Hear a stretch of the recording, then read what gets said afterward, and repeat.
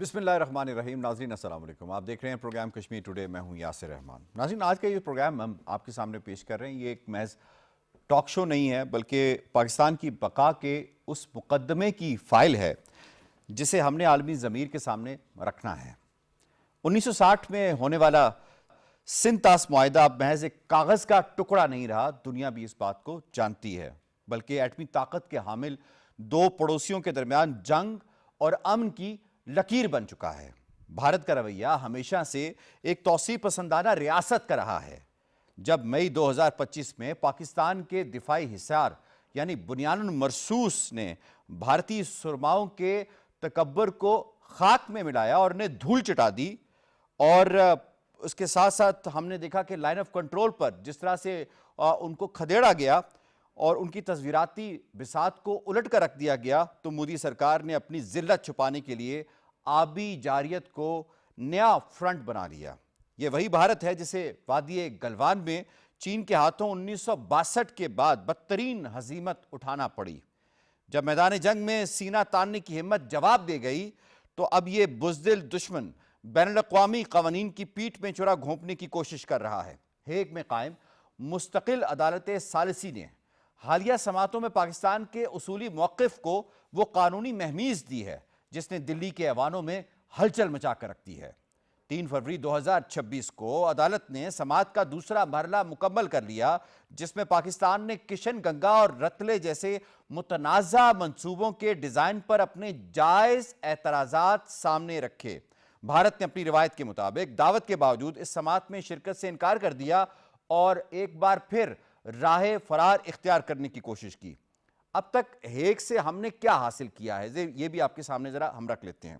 جون 2025 میں عدالت نے رولنگ دی کہ بھارت یک طرفہ طور پر معاہدے کو معطل نہیں کر سکتا. یہ معاہدہ آج بھی قانونی طور پر مکمل بائنڈنگ ہے. اگست 2025 میں عدالت نے واضح کیا کہ بھارت کو مغربی دریاؤں سندھ، جہلم اور چناب کا غیر محدود بہاؤ پاکستان کی جانب یقینی بنانا ہوگا. عدالت نے کشن گنگا اور رتلے منصوبوں کے ڈیزائن پر سخت حدود قائم کی ہیں تاکہ پاکستان کے حقوق پامال نہ ہو سکیں. بھارت کو ہدایت کی گئی ہے کہ وہ بگلہار اور کشن گنگا کے تفصیلی آپریشنل لاگ بکس پاکستان کے ساتھ شیئر کرے تاکہ پانی کے بہاؤ میں کی جانے والی ہیرا پھیری کو روکا جا سکے. بھارت مغربی دریاؤں پر مجموعی طور پر 3600 میگا واٹ سے زیادہ کے منصوبے بنا رہا ہے جس میں ذخیرہ کرنے کی گنجائش معاہدے کی حد سے کہیں زیادہ موجود ہے. عدالت نے اب اس بنیاد کا تعین کرنا ہے جس کے تحت بھارت کو ان منصوبوں کی نصب شدہ صلاحیت اور پانی کے ذخیرے کا حساب رکھنا ہوگا. اگر عالمی برادری اب بھی خاموشی اس بات پر اختیار کرتی ہے تو یاد رہے کہ پانی کی یہ لہریں صرف اس کی فصلیں نہیں بلکہ اس کے تکبر کو بھی غرق کر دیں گی، کیونکہ پاکستان نے اسے آلریڈی ایکٹ آف وار قرار دیا ہے. اسی موضوع پر آج کے پروگرام میں ہم بات کریں گے. بڑے زبردست پینل نے آج ہمیں جوائن کیا ہے. مسٹ اکنالج جس ہمیں اسٹوڈیوز میں جوائن کر رہے ہیں. الطاف حسین وانی صاحب کسی تعارف کے محتاج نہیں، سینئر حریت رہنما ہیں، تھنک ٹینک رن کرتے ہیں. نائلہ الطاف کیانی صاحبہ نے ہمیں جوائن کیا ہے. آپ سینئر اینالسٹ بھی ہیں اور پروگرام بھی رن کرتی ہیں. بریگیڈیئر ریٹائرڈ غضنفر علی صاحب ہمیں جوائن کر رہے ہیں، آپ دفاعی تجزیہ کار ہیں. ڈاکٹر اشفاق احمد صاحب ہمیں اسٹوڈیوز میں جوائن کر رہے ہیں، آپ ماہر ہیں آبی امور کے اور خاص طور پہ انڈس واٹر ٹریٹی کے اوپر اتھارٹی سمجھے جاتے ہیں. اور ہمیں جوائن کر رہے ہیں زوم کے ذریعے ambassador retired G R Baloch صاحب. ایکسیلنسی کے پاس اشروں پر محیط سفارتکاری کا تجربہ ہے. آپ تمام پینلسٹ کو خوش آمدید کہتے ہیں. اس سے پہلے سوالوں کا باقاعدہ آغاز کیا جائے، آپ کو رپورٹ دکھاتے ہیں. سندھ طاس معاہدے کی خلاف ورزی پر دی ہیگ میں جاری انڈس واٹرز آربیٹریشن کیس کے دوسرے مرحلے کی سماعت مکمل ہو گئی. ہندوستان عالمی عدالت برائے ثالثی میں پیش ہوا، نہ ہی اس نے کوئی جواب جمع کروایا. شاید اس لیے بھی کہ ہندوستان کے پاس اس قانون شکنی کے بعد کہنے کو کچھ نہیں. عالمی عدالت میں پاکستان کی نمائندگی اٹارنی جنرل منصور عثمان نے کی. سماعت کے دوران پاکستان نے بھارتی ہائیڈرو پاور منصوبوں کے ڈیزائن اور پانی کے بہاؤ سے متعلق سنگین تحفظات اٹھائے. پاکستان نے ہندوستان کے خلاف اپنا موقف بھرپور انداز میں پیش کیا. پاکستانی وفد نے عدالت کے روبرو موقف اختیار کیا کہ ہندوستان دریائے سندھ، جہلم اور چناب پر غیر قانونی طور پر منصوبے تعمیر کرتے ہوئے معاہدے کی حدود سے تجاوز کر رہا ہے۔ پاکستان نے عدالت سے استدعا کی کہ ہندوستان کو معاہدے کے تحت 3 دریاؤں پر بنائے گئے پروجیکٹس اور ان کی نوعیت سے متعلق وضاحت دینے کا پابند بنایا جائے۔ پاکستانی حکام کا کہنا تھا کہ ہندوستانی منصوبوں کی نصب شدہ صلاحیت اور متوقع پانی کے بہاؤ کا درست تعین نہایت ضروری ہے تاکہ معاہدے کی روح کے مطابق معاملات طے ہو سکیں۔ یہ پہلا موقع نہیں ہے کہ ہندوستان نے قانونی جنگ کا سامنا کرنے سے راہ فرار اختیار کی ہو۔ پہلے مرحلے میں بھی عدالت نے ہندوستان سے جواب طلب کیا تھا، مگر مودی سرکار اپنا موقف جمع کرانے سے گریزہ نظر آئی۔ عالمی عدالت 127 ممالک پر مشتمل ایک مضبوط ادارہ ہے جس کی حکم عدولی سے واضح ہے کہ ہندوستان جھوٹا ہے اور سنتاس معاہدے کی خلاف ورزی پر صفائی دینے کی پوزیشن میں نہیں۔ رپورٹ آپ نے ملاحظہ کی۔ ڈاکٹر اشفاق صاحب، میں سب سے پہلے آپ کو انوالو کروں گا، ذرا سمجھنا چاہ رہے ہیں ہم سارے سلسلے کو کہ اب تک ہم اس میں کیا حاصل کر سکے ہیں، خاص طور پہ جو میکسیمم پونڈیج کا حساب کتاب اب عالمی عدالت جو ہے اس نے مانگ لیا ہے، کس حد تک تکنیکی طور پر یہ پاکستان کی جیت ہے؟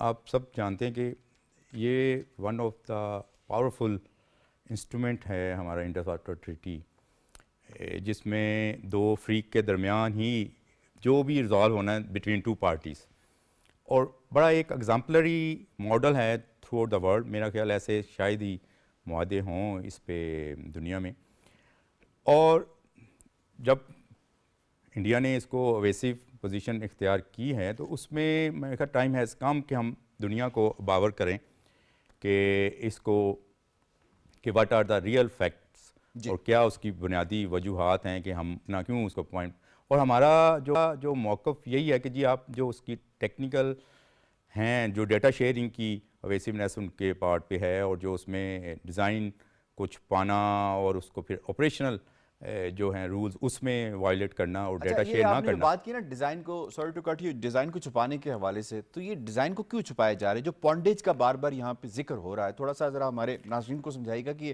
پونڈیج کیا ہے اور اس سے پاکستان کو کیا خطرات لاحق ہو سکتے ہیں، اور بھارت کس طرح یہ انٹینشنلی یہ کام کر رہا ہے؟ کیونکہ ان جو ہمارے ویسٹرن سائڈ ہے اس پہ جو انڈس، جہلم اور چناب، اس پہ انڈیا کا یہی ہے کہ اگر لمیٹڈ رن آف ریور، جو کہ جس کو ہم ایک عام سادہ زبان میں کہیں کہ فلو پھر چلتا رہتا ہے، فلو رکتا نہیں، جب وہ بلاکیج آنا شروع ہوگی تو ڈیفینیٹلی ہم جو لوور اپیرین ہیں، جو ہم نیچے سائڈ پہ ہیں، تو وہ ہماری جو کہ فصلوں کو پانی جس وقت ملنا ہوتا ہے تو وہ ڈیلے آنا شروع ہوئے بھی ہیں۔ آپ نے چناب کا دیکھا کہ بالکل انہیں فیو ایئرز بیک تو وی افیکٹڈ بیڈلی، تو یہ ان کا موقف ہے اپنی نیڈ کو، اور اس لیے ڈیزائن اس طرح کے اس سے رن آف ریور نہیں، actually those are some kind of pondage, جس میں وہ اسٹوریج بھی ان کی بیک آف دیٹ۔ بیسیکلی آپ یہ کہنا چاہ رہے ہیں کہ پونڈیج وہ ایک ایکسٹرا اسٹوریج ہے جس کے پیچھے ان کے نفیریس ڈیزائن موجود ہیں کہ پاکستان کو بوند بوند کے لیے ترسایا جائے، ایسا ہی ہے، ایسے ہی، اور اس کا ریکارڈ اب مانگ لیا گیا ہے۔ بالکل ایسے ہی، تبھی تو یہ اٹ واز رائٹ ٹائم کہ ہم آربیٹریشن۔ ٹھیک ہے، میں اس پہ مزید بھی آپ کے پاس آتا ہوں، بات کو سمجھنے کی کوشش بھی کرتے ہیں۔ بریگیڈیئر صاحب اس میں انوالو کریں گے، فرمائیے گا کہ مئی 2025 کے آپریشن بنیان و مرصوص کی ہزیمت کے بعد کیا بھارت اب اس بھارتی یہ جو سارا کا سارا ایک ڈرامہ ہے آبی جارحیت کا، اس کو اب تصویراتی ڈھال کے طور پر استعمال کر رہا ہے کہ اب کوپریٹ بھی نہیں کر رہا، اس کو بلایا بھی جا رہا ہے، یہ ڈیلنگ ٹیکٹک کر رہا ہے؟ اسٹریٹجی کے حساب سے اگر آپ اس کو نکل کے دیکھیں، اور یہ دیکھیے کہ یہ کوئی آج کی بات نہیں ہے، یہ کوئی 1960 کی بات نہیں، یہ پاکستان نے سائن کیا تھا، نہرو کراچی میں آیا تھا۔ یہ 1899 کا ہیگ کنونشن ہے جو بنیادی طور پر بیس کرتا ہے on the Pacific settlement of international disputes, جی، اور اس کے تحت یہ جو آربیٹریشن ہے، یہ آربیٹریشن جو ہے دونوں ملکوں کے درمیان پی سی اے کے تحت، یہ اس کے تحت جو ہے وہ جاری تھی، اور اس کے اندر بھارت نے جب یہ کہا تھا کہ ہم ریورس کو روک دیں گے تو پاکستان نے اس کے اوپر اپنا رسپانس دے کے یہ کہا تھا کہ it will be an act of war. لیکن چونکہ پاکستان وار میں جانے کو ترجیح نہیں دیتا، اس لیے پھر آپ نے دیکھا کہ وہاں پہ ایک آربیٹریشن کے لیے ایک کیس فائل کیا گیا، اور یہ اس کی سیکنڈ ہیئرنگ تھی۔ پہلی ہیئرنگ میں بھی بھارت نہیں آیا تھا، دوسری ہیئرنگ میں بھی بھارت نہیں آیا، اور یہ جو کچھ جو پانی روک رہا ہے اس میں صرف پانی روکنے کی بات نہیں ہے، اصل میں آپ جنگ کو بھی اٹھا کے دیکھیں تو ایک جنیوا اپنا کنونشن جو ہے اس کا ایک ایڈیشنل پروٹوکول ہے प्रोटोकॉल 11 जिसको कहा जाता है, जिसको ट्रीट किया जाता है कि जंग के दौरान भी आप स्टारवेशन ऑफ पब्लिक नहीं कर सकते, और स्टारवेशन ऑफ पब्लिक जब आप करेंगे तो वो वॉर क्राइम काउंट होगा। और उस स्टारवेशन ऑफ पब्लिक के क्लॉज के तहत ये आता है कि आप किसी भी मुल्क से जिससे आप जंग कर रहे हैं उसकी आप खाने की सप्लाई, अपना पानी की सप्लाई या दवाओं की सप्लाई नहीं रोक सकते। तो ये तो पीस का मामला है, इस वक्त तो अमन है, तो अमन में तो भारत ये कर ही नहीं सकता कि वो पाकिस्तान के अंदर किसी भी तरीके से वो पानी रोके, जिसका इफेक्ट जो है वो डाउन, चूंकि पाकिस्तान डाउन स्ट्रीम है और आप डाउन स्ट्रीम पॉन्डेज की बात कर रहे थे, तो डाउन स्ट्रीम पॉन्डेज का मतलब भारत के जरिए नहीं, डाउन स्ट्रीम पॉन्डेज का मतलब पाकिस्तान के हिसाब से निकलता है कि जब भारत पानी रिलीज नहीं करेगा, और आपको पता है जब पानी रिलीज नहीं करना होता तो उसके ऊपर आप जहां डैम बनाते हैं, जहां से आपने पानी को आगे जाना होता है, चाहे रन ऑफ रिवर हो या पॉन्डेज जैसे मंगला डैम है, उसके ऊपर आप गेट्स लगा देते हैं जिनको आप अपनी मर्जी के मुताबिक खोलते हैं या बंद करते हैं। तो जब आप उस पानी को आने ही नहीं देंगे तो पाकिस्तान के अंदर तीन चीजें होंगी। एक एग्रीकल्चर इफेक्ट होगी, वो स्टारवेशन ऑफ कॉमन मैन में पब्लिक में आता है। एक आपका पॉन्डेज इफेक्ट होगा कि आपके एग्रीकल्चर के फील्ड उनको पानी नहीं मिलेगा, आपके पास पानी के रिसोर्सेज नहीं होंगे। और तीसरी बड़ी इंपॉर्टेंट चीज ये है कि वो पाकिस्तान जो बहुत खतरनाक है वो है कि पाकिस्तान के अंदर लोग जो है वो ड्रिंकिंग वाटर से महरूम हो जाएंगे। ये तीन चीजें आप कर नहीं सकते। जब आप जमाने जंग में नहीं कर सकते तो जमाने अमन में आप क्या करेंगे? इसीलिए पाकिस्तान इस केस को आर्बिट्रेशन के लिए लेके गया था, जिसके अंदर बड़े रिप्यूटेड किस्म के लोग मौजूद थे, और एक यूएस प्रोफेसर है सैंडी मर्फी जो उसको हेड कर रहे थे, उसमें एक ऑस्ट्रेलिया के नुमाइंदे थे, एक जॉर्डन का नुमाइंदा है, एक बेल्जियम का नुमाइंदा है। उन्होंने पाकिस्तान का मौक़िफ़ सुना, इससे पहले भी पाकिस्तान ने पहली हियरिंग में भी अपना मौक़िफ़ दिया। अब चूंकि ये तमाम चीजें टेक्निकल तौर पे भारत उनको सपोर्ट नहीं कर सकता, तो इसलिए आप देखिए वो उसमें पेश ही नहीं हुआ। अब जब पेश नहीं हुआ तो इसका मतलब है कि वन साइड रूलिंग अगर वो कमेटी देगी, जिसको आप आर्बिट्रेशन काउंसिल कहते हैं, तो उसके हिसाब से Pakistan will have a right to react. अब वो रिएक्शन किस तरह होगा?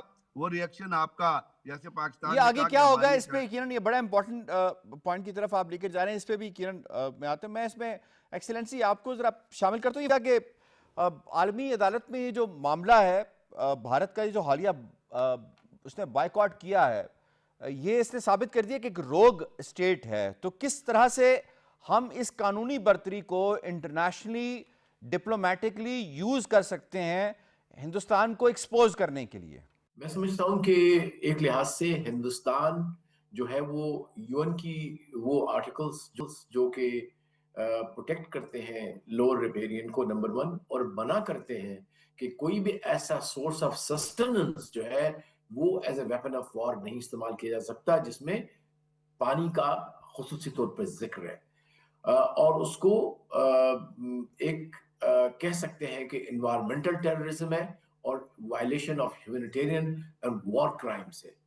तो अगर ये हिंदुस्तान अपने इस जो पुरतशद्दुद जो उसका मौक़िफ़ है, अगर और गैर कानूनी है और गैर इंसानी है, उस पर बरकरार रहता है, तो शायद वक्त आ गया है कि हमें इनको बताना पड़ेगा हिंदुस्तान को, चाहे वो एट दी यूएन फोरम के ऊपर हो या हमें बायलैटरली इसको लिखना पड़ेगा कि अगर आप ये जो आपने अभी गैर कानूनी अबैंस में रखा हुआ है और उसके अलावा जो गैर कानूनी तामीरात कर रहे हो आप, in violation of all the rulings of the permanent court of arbitration, जो कि एक मुस्तनद इदारा है, जो कि इंटरनेशनली रिकग्नाइज्ड है, जो कि इंटर स्टेट जो डिस्प्यूट है उनको रिजॉल्व करता है, तो हमें मजबूरन आपको फिर हमें मुश्किल होगा हमारे लिए कि हम अपने आप को रोकें कि आपके खिलाफ हम वॉर क्राइम्स के हवाले से जो रिक्वायर्ड फोरम्स हैं यूएन के उसमें ना जाए। तो मैं इस लिहाज से यही लगता है कि जो तशद्दुद और ये जो एक्सट्रीमिस्ट हिंदुत्व गवर्नमेंट है इन दिल्ली, वो आपकी परसुएशन से, आपकी डिबेट से नहीं मानने वाली, जब तक कि जिस तरह से इजराइल को लिया गया है इंटरनेशनल क्रिमिनल कोर्ट में, तो शायद हमें अब वक्त आ गया कि सोचना पड़ेगा कि क्या हम इस बात को सोचें کیا کیس بنائیں کہ ہم انٹرنیشنل کرمنل کورٹ میں چلے جائیں کہ ہندوستان آلموسٹ ڈکلیئر کر چکا ہے کہ ہم پاکستان کے، اور اس نے کہا ہے at the level of the prime minister ایک ایک بوند بھی ہم نہیں جانے دیں گے.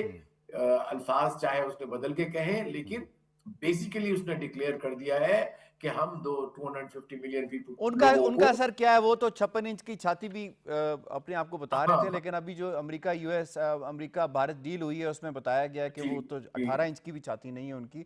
بالکل آپ کا پوائنٹ آ گیا. میں جی بس صاحب آپ بات مکمل کر لیجئے پلیز. جی میں صرف یہ کہنا چاہ رہا ہوں کہ ایک لحاظ سے کرائم کمٹ ہو چکا، یہ میں پوائنٹ بنانا چاہ رہا ہوں. ٹھیک ہے، کرائم کمٹ ہو چکا. اب اس سرزمین کے اوپر زمین کی بات کرتے ہیں جس پہ یہ سارا معاملہ چل رہا ہے، یعنی جس کا یہ پانی ہے، جہاں سے یہ پانی نکلتا ہے، جن پانیوں کو کنٹرول کرنے کی بھارت کوشش کر رہا ہے. وانی صاحب میں آپ کو شامل کروں گا. کشمیری اس ساری صورتحال کو کس طرح سے دیکھتے ہیں؟ ایک غاصبانہ قبضے کو کشمیریوں کے اوپر آلریڈی تو ہے ہی ہے، لیکن ان کے پانیوں کو جس طرح سے انڈیا روک رہا ہے اس حوالے سے تھوڑا بتائیے گا ذرا. دیکھیے اگر دیکھا جائے تو بنیادی طور پر ہندوستان مسلسل بین الاقوامی جو اصولوں کی خلاف ورزی کرتا آیا ہے. چاہے آپ دیکھیں کشمیر کے متعلق جتنی بھی قراردادیں ہیں اقوام متحدہ کی، سیکیورٹی کونسل کی، United Nation Commission of India and Pakistan پر، تو ان قراردادوں کی خلاف ورزی کرتا چلا آیا ہے. اور وہاں پر جب اس کی کسی طرح کی اکاؤنٹیبلٹی نہیں ہوئی تو آج ہندوستان نے یہ جب اس کو ایک ایسی حکومت آئی وہاں پر جس نے یہ کہہ دیا کہ ہم انڈس واٹر ٹریٹی کو ایبینس ڈالتے ہیں. کشمیریوں کا چونکہ پاکستان کے ساتھ جو رشتہ ہے، جو ساری چیزیں چل رہی ہیں، وہ تو ایک تسلیم شدہ بات ہے کہ every thing what ever Kashmir سے آ رہا ہے وہ پاکستان کی طرف آ رہا ہے اور پاکستان کے ساتھ ان کے دل دھڑکتے ہیں. سو کشمیری کسی طرح بھی نہیں چاہیں گے کہ انڈس واٹر ٹریٹی یا کشمیریوں کا پانی پاکستانیوں کے لیے بند کیا جائے. لیکن بین الاقوامی اصولوں کو تحت دیکھیں تو کسی بھی ملک کو ہندوستان کی سرکار ایک ایسی پریسیڈنٹ سیٹ کر رہی ہے، اگر ایسا کرے وہ ایک ایسی پریسیڈنٹ سیٹ کر رہی ہے جو بین الاقوامی اصولوں کے منافی ہیں. اگر ہم دیکھیں کہ پوری ورلڈ ہسٹری میں جو اپر ریپیرین جن کو ہم کہتے ہیں، جو بالائی ممالک ہیں، وہ زیرین ممالک کا پانی نہیں روک سکتے ہیں. اگر ایسی پریسیڈنٹ سیٹ ہو گئی، اگر ایسا کچھ ہندوستان نے کیا، یہ تو کرائمز اگینسٹ ہیومنٹی ہوگا. پاکستان کیا اس کے خلاف اپنا رد عمل دکھائے گا، وہ بھی پاکستان کی قیادت نے کہا ہے. لیکن یہ ایک ایسی جو پریسیڈنٹ سیٹ ہوگی، پھر چائنا انڈیا کا پانی بند کرے گا اور پھر اس طرح دنیا میں 360 ایسے مقامات ایسے ہیں. ڈاکٹر باؤ نے بڑے کلیئرلی بات کہی تھی جو کہ پریزیڈنٹ شی کے بڑے قریب سمجھے جاتے ہیں کہ اگر انڈیا اس طرح کا کوئی ایکٹ کرتا ہے تو پھر انڈیا کو یہ پتہ ہونا چاہیے کہ چائنا پھر اس کا اپر رائپیرین ہے. وہ 300 ایسے چائنا ہی نہیں، دنیا میں 300 ایسے 60 کے ایسے واقعات ہیں جو ایسے جو ممالک اپر رائپیرین ہیں جو پانی روک سکتے ہیں، جو کر سکتے ہیں. تو پھر ایک نئی ٹرینڈ سیٹ ہوگی. لیکن ہمیں دیکھنا یہ ہوگا، دنیا کو بھی دیکھنا ہوگا، ہمیں بھی دیکھنا اس بات پر زور دینا ہوگا. دیکھیں یہ معاہدہ جو ہے انڈس واٹر ٹریٹی کا معاہدہ، یہ ریاستوں کے درمیان ہے، کسی حکومت کے درمیان نہیں. 1965 کی جنگ ہو، 71 کی جنگ ہو، اس کے بعد کے حالات ہو، ہمیشہ یہ چلتا رہا. اب دنیا کو اس بات کو دیکھنا ہوگا جس بات پر ہم بارہا زور دے رہے ہیں کہ ہندوستان کے اندر جس طرح کی ایک حکومت وجود میں آئی ہے، جس طرح کا ایک نظریہ ہندوستان پیش کر رہا ہے، اکھنڈ بھارت کے اس نظریے کو پیش کرنے کے، ہندوتا کے نظریے کی ترویج کے لیے، وہ حکومت کیسے ریاستی معاہدے کو تاؤ بالا کرتی ہے، ان کے خلاف کام کرتی ہے. تو میرے خیال میں اس سلسلے میں ورلڈ بینک جو کردار ادا کر سکتا ہے اور P5 نے جو کردار ادا کرنا ہے وہ کردار ضروری ہو. اور ساتھ ہی ساتھ میں پاکستان کی سول سوسائٹی سے بھی یہ گزارش کروں گا کہ پاکستان کی سول سوسائٹی اس میں بڑھ چڑھ کر اپنا کردار ادا کرے، دنیا کو یہ بتا دے کہ ہندوستان کس طرح سے پاکستان کے 24 کروڑ عوام کا پانی روکنے کی کوشش کر رہا ہے، یہاں کے لوگوں کی جو ان کی زندگیاں ہیں ان کو اجین کرنے کی کوششیں کر رہا ہے. یہ ہماری بقا کا مسئلہ ہے بیسیکلی. آپ یہ کہنا چاہ رہے ہیں، بالکل پوائنٹ آگے. میں اس میں نالا تافکیانی صاحب عمل کروں گا. یہ فرمائے گا کہ ہم نے ہمیشہ دیکھا کہ مودی حکومت اپنے انٹرنل ایشوز اور فیلیئرز کو چھپانے کے لیے ہمیشہ پاکستان کارڈ کھیلتی ہے. کیا یہ جو آبی تنازع ہے انہوں نے ایک پیدا کر لیا اور ایبینس کے حوالے سے بات کر رہے ہیں، یہ ان کے گرتے ہوئے سیاسی گراف کو سہارا دینے کا ایک حربہ ہے؟ میں سمجھتی ہوں کہ یہ تو آج کی بات نہیں ہے. اگر آپ غور کریں تو 2016 سے جو ہندوتوا پہ ڈریون حکومت ہے، مودی سرکار، وہ یہ کہتے رہے ہیں کہ blood and water cannot flow together. تو جی وہی بالی ووڈ کا انہوں نے- ڈائلاگ بولتے رہے. جی ایگزیکٹلی. تو وہ یہ کہتے رہے ہیں کہ جب تک ٹیررزم کی جو الزامات وہ پاکستان پہ لگاتے ہیں ان الزامات سے پاکستان خود کو بری نہیں کر لیتا, جب تک کشمیر کا سے نکل نہیں جاتا پوری طرح, اس کی ان کی سپورٹ سے پاکستان نکل نہیں جاتا, تب تک یہ سلسلہ جاری رہے گا. لیکن یہ بھی ذہن میں رکھیں کہ یہ پہلی مرتبہ نہیں ہے. ہندوستان نے ہمارے ساتھ یہ پہلی مرتبہ نہیں کیا. جب کشن گنگا ڈیم کی بات تھی تب بھی پاکستان نے تھوڑی سی اس کو تجاہل عارفانہ کہنا چاہیے کہ اپنا ایکولوجیکل ڈیٹا جو ہے وہ پریپیئر نہیں کیا تھا. تو کچھ ہمارے پارٹ پہ بھی ایسے معاملات ہیں جو ہمیں دیکھنے چاہیے. یہ معاملہ آج کا نہیں ہے. ایکسپلین کیجیے گا کہ کیا چیز ہم نے پریپیئر نہیں کی. ہم نے اپنا ایکولوجیکل ڈیٹا تیار نہیں کیا تھا. بار بار عدالت کے کہنے کے باوجود ہم پریپیئرڈ نہیں تھے اس کیس کے لیے اچھی طرح. ہم نے پہلے بھی ڈیلے کیا تھا اور اس کے بعد ہم وہ ٹائم بھی کھو چکے تھے جس میں ہم نے مقدمہ ہی دیر سے کیا. جب وہ کافی حد تک ان کا کام مکمل ہو چکا تھا اس کے بعد ہم نے مقدمہ کیا. اس سلسلے میں ذمہ داران کون تھے وہ بھی طے ہو گیا, لیکن ان کو حسب معمول قرار واقعی سزا نہیں ملی, جس کی وجہ سے معاملات خراب ہوتے رہتے ہیں. اگر آج کی ہم بات کریں, جس طرح سے ہم دیکھ رہے ہیں ہندوستان کے اندر کے معاملات ہم دیکھ رہے ہیں کہ آپ ان کے میڈیا کے فرنٹ کو بڑے غور سے دیکھتی ہیں اور اس کے ساتھ ساتھ ان کی ویکنیسز کو دیکھ رہے ہیں. ابھی منی پور میں جس طرح سے وہاں پہ انہوں نے کرفیو لگایا ہوا ہے, اس طرح کے حالات ہیں. ایپسٹین فائلز کا معاملہ ہے, جو ان کی ڈیلز ہو رہی ہیں اس کے اوپر ان کو پریشرز آ رہے ہیں. مودی کی اس وقت جو گرتی ہوئی ساکھ ہے, روس سے تیل لینا انہوں نے بند کر دیا ہوا ہے. اور اس کو اگر آپ اس کے ساتھ کنیکٹ کریں, جو ریئیکشن یہ دے رہے ہیں عالمی عدالت کے اندر اس کیس کو پرسو نہ کرنے کے حوالے سے, تو یہ اس کو یوز کر رہے ہیں کہ ہم اپنی انٹرنل جو فرسٹریشن ہے اس کو استعمال کرتے ہوئے اس کیس کے لیے اس کو ایک اسکیپ گوٹ کے طور پہ یوز کریں. یہ تو ہندوستان کا ہمیشہ سے طریقہ رہا ہے کہ جب وہ اپنے انٹرنل فیلیئرز کو دیکھتا ہے تو وہ کوئی نہ کوئی ایسا فساد بنا دیتا ہے جس کی وجہ سے وہ اپنے انٹرنل معاملات پر پردہ ڈال سکے اور کوئی ایک بین الاقوامی تنازع ایسا کھڑا کر دے جس میں کسی نہ کسی طرح پاکستان کا نقصان ہوتا ہو. پر میں یہاں یہ کہنا چاہتی ہوں کہ یہ جو تنازع آبی تنازع ہے یہ پاکستان کے خلاف آج سے سٹارٹ نہیں ہوا ہے, 1947 سے سٹارٹ ہے جب پارٹیشن ہوئی تھی. اور ہم اکثر اس بات کا ذکر کرتے ہیں کہ پٹھان کوٹ کی جو تحصیل حوالے کر دی گئی تھی ہندوستان کے باؤنڈری کمیشن کی ناانصافی کی وجہ سے, اس میں صرف کشمیر کا ہی مسئلہ نہیں آیا تھا بلکہ اس میں یہ مسئلہ بھی آیا تھا کہ جو مدھو پور کا ہیڈ ورک ہے وہ بھی چلا گیا تھا پٹھان کوٹ کی تحصیل کے ساتھ ساتھ ہندوستان کے پاس. اس صورت میں جی اب حسین والا نیٹ ورک بھی ہیڈ ورکس بھی انہی کے پاس ہے اور مدھو پور ہیڈ ورک بھی انہی کے پاس ہے, تو اس سے ظاہر ہے کہ تنازع پیدا ہونا تھا. پھر اس کے بعد جو انٹرنیشنل وارز ہوتی ہیں پانی پر, وہ بندوقوں سے نہیں لڑی جاتی ہیں, وہ لڑی جاتی ہیں بیانیہ بنا کے, کانفرنسز کر کے, ڈیسیٹفل ٹریٹی کے ذریعے وہ بنائی جاتی ہیں اور پھر اس طرح کے کوئرشن کے جو معاملات ہیں وہ کیے جاتے ہیں. آپ کے ذہن میں ہونا چاہیے کہ ہندوستان نے ہمارے ساتھ شروع میں جو اسٹینڈ اسٹل ایک ایگریمنٹ ہوا تھا 6-7 اگست 1947 کو, if I'm not wrong, اس میں پانی بھی طے تھا اور اس کے ذریعے پھر یہ ہوا تھا کہ پانی کے جو معاملات ہیں وہ بھی اور جو فوری طور پر جو تنازعات تھے وہ بھی, ان کے لیے ہم نے ڈیٹ نہیں دیکھ سکے. وہ ڈیٹ تھی 31 مارچ 1948 کی. جیسے ہی وہ ڈیٹ ختم ہوئی تو 1 اپریل کو ہی پاکستان کا پانی ہندوستان نے بند کر دیا تھا دونوں نہروں کا, اور پھر پاکستان پیسے دے کر ان سے پانی خریدتا رہا ہے. بعد میں انہوں نے یہی بات استعمال کی کہ پاکستان نے ہمیں واٹر چارجز دیے, جس کا مطلب ہے کہ انہوں نے ہمارا حق تسلیم کر لیا ہے. میں یہاں پہ یہ کہنا چاہتی ہوں کہ ہندوستان کے یہ جو منصوبے ہیں اس وقت آپ کو بھلے ہی لگ رہا ہو کہ وہ اپنے ذاتی معاملات کو چھپانے کے لیے سامنے لا رہے ہیں, مگر یہ ان کا ڈیزائن بہت پرانا ہے. ہر دفعہ وہ کسی نہ کسی واقعے کا بہانہ لے کر گول پوسٹ آگے کر دیتے ہیں اور وہ اگلے مورچے تک آ جاتے ہیں. ہمیں اس سلسلے میں اچھی طرح سے تیاری کر کے, بیک گراؤنڈ دیا, آپ نے ہسٹری بتائی, آپ نے یہ بتایا کہ پاکستان کہاں پہ پاکستان کو چیزیں کرنی چاہیے تھیں اور وہ ہوا. اب آگے ذرا یہ بھی بتا دیجیے گا کہ جو اس مسئلہ چل رہا ہے اس کی قانونی لحاظ سے اگر ہم اس کو لے کر آگے چلیں تو کیا ہندوستان اس قابل ہے کسی بھی کنونشن, کسی بھی ریگولیشن, کسی بھی لا, کسی بھی انٹرنیشنل کووننٹ کے پوائنٹ آف ویو سے جس میں اس معاہدے کو وہ کسی طور پہ بھی چیلنج کر سکے, ابینس میں ڈال سکے یا روک سکے؟ بالکل ضرور. ابینس کا تو جو کلاز ہے نا وہ ہے ہی موجود نہیں ہے انڈس واٹرز ٹریٹی میں. یہ آپ کے حق میں ایک بات جاتی ہے. دوسرا یہ کہ ویانا کنونشنز کی آپ بات کر لیں, تمام ماہرین یہاں پہ بیٹھے ہوئے ہیں, انہوں نے آپ کو بتایا کہ جو Vienna convention on laws of treaties ہے اس کے تحت کوئی ملک ایک بین الاقوامی نہیں ہو سکتا نا. ٹریٹی سے باہر اس نہیں کا نکل مطلب ہے سکتا. کہ ہندوستان کچھ بھی کر لے, ماضی کچھ بھی رہا ہو, آج کی اگر ہم بات کریں تو ہندوستان نہیں کر سکتا.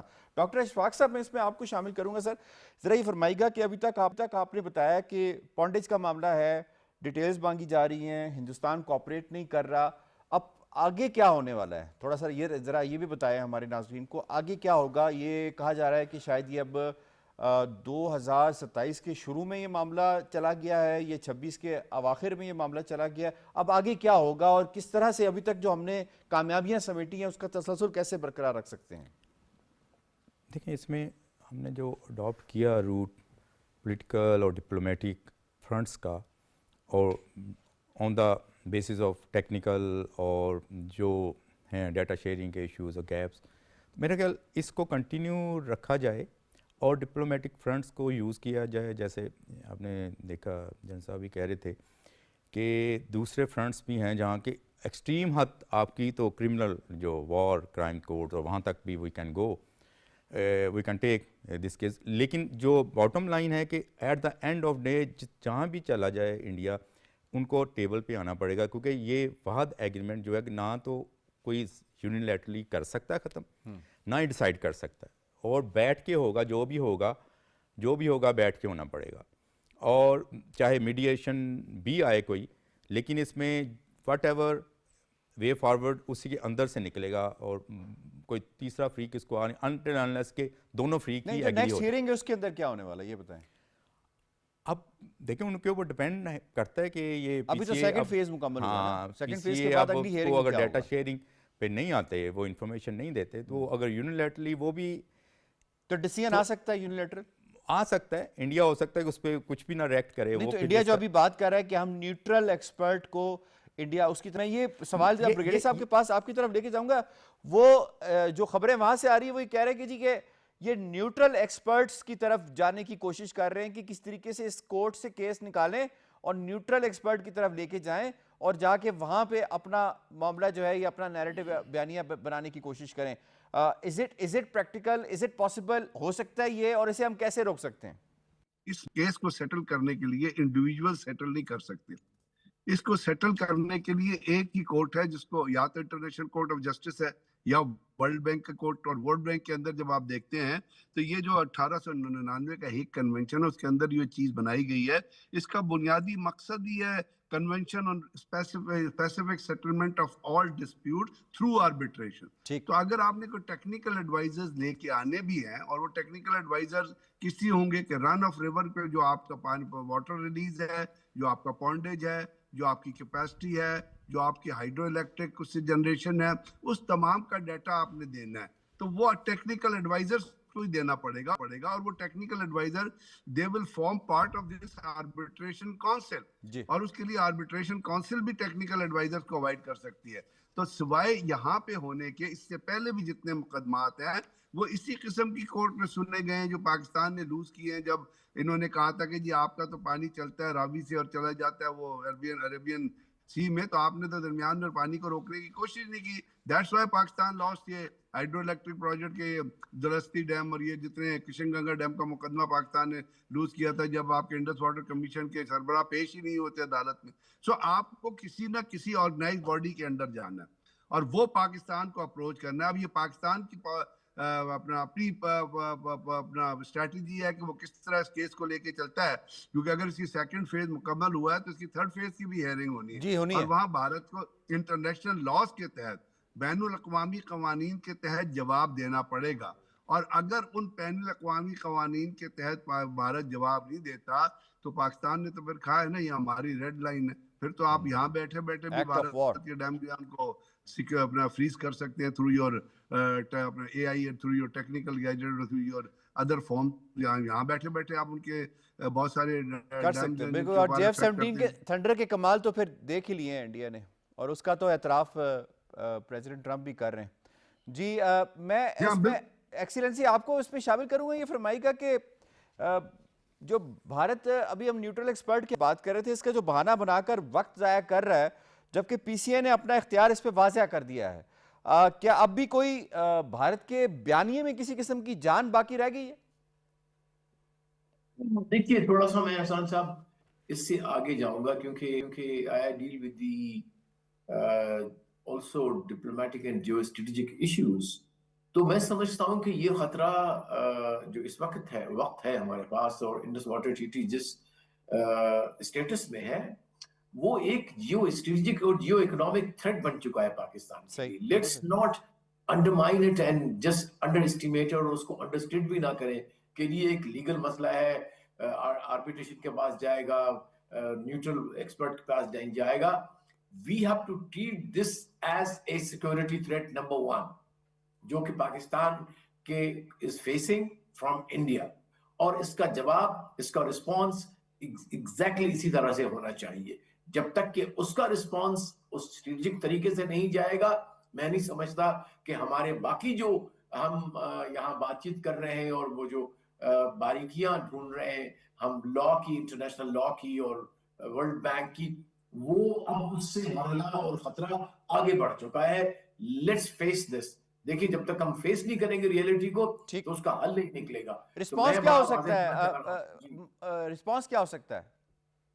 دیکھیے رسپانس اس میں جو میں نے ایک عرض کیا سیکورٹی کاؤنسل کا, دوسرا ہم رسپانس دے چکے ہیں کہ اینی اگر ہمارے پاس ایویڈنس آئے گا کہ آپ واقعی روک رہے ہو تو that will be considered as a act of war. اب کب ہوگا اور اس کا رسپانس کیا ہوگا؟ تو جی آر بلوچ صاحب, وہ تو رسپانس ہم نے 2025 میں ہی ان کو بتا دیا تھا کہ ایکٹ آف وار ہے بھائی, اس پہ تو کوئی دوسری بات ہی نہیں ہے.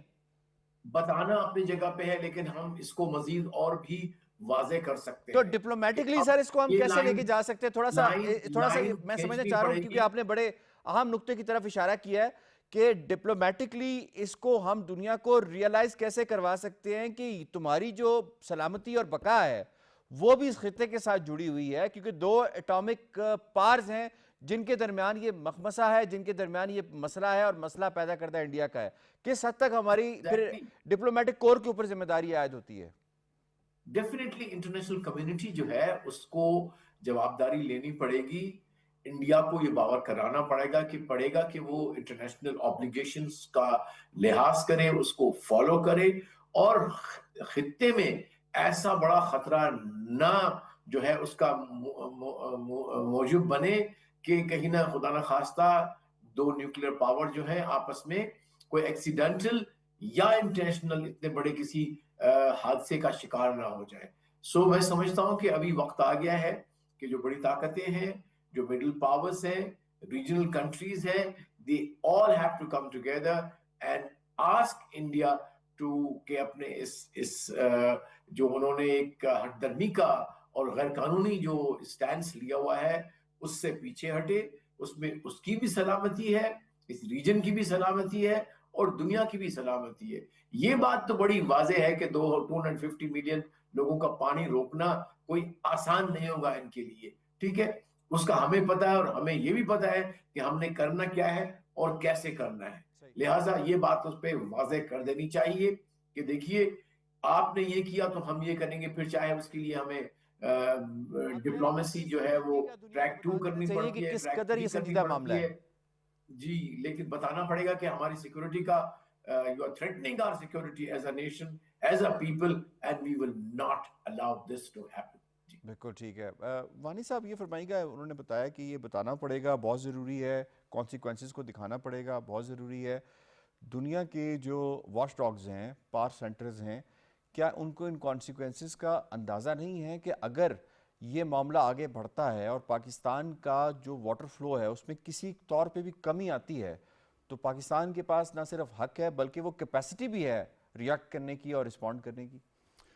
دیکھیے وہ حق اور کیپیسٹی ہونا اپنی جگہ, جیسے ایمبیسڈر صاحب کہہ رہے تھے, جب اس حق اور کیپیسٹی کو آپ ڈیمانسٹریٹ نہیں کریں گے جب تک دنیا کے سامنے, جب تک اس کو بتائیں گے نہیں, اور جب تک یہ کانسیکوینسز اٹ از ناٹ, میں جو بار بار کہہ رہا ہوں کہ صرف سرکاری سطح پر نہیں, اس کو سیاسی سطح پر, عوامی سطح پر, ہر سطح پر ہم نے اٹھانا ہے. یہ ہمارے جینے اور مرنے کا سوال ہے, اس پر کسی قسم کا سمجھوتا نہیں ہو سکتا. اگر ہندوستان کی سرکار یہ کرتی ہے تو اس کے کانسیکوینسز کیا ہوں گے, they will be beyond the borders, اس کے کانسیکوینسز یہ بتانے کی ضرورت ہے. اور واشگاف یہ قانونی داو پیچ اپنی جگہ, قانون میں تو ہندوستان کو کہیں رعایت نہیں ہے کہ وہ یہ کام کر سکے, انٹرنیشنل لاء میں ہندوستان کہیں یہ نہیں کر سکتا, دنیا میں کہیں ایسی پریسیڈنٹس نہیں ہے ہندوستان یہ کر سکتا.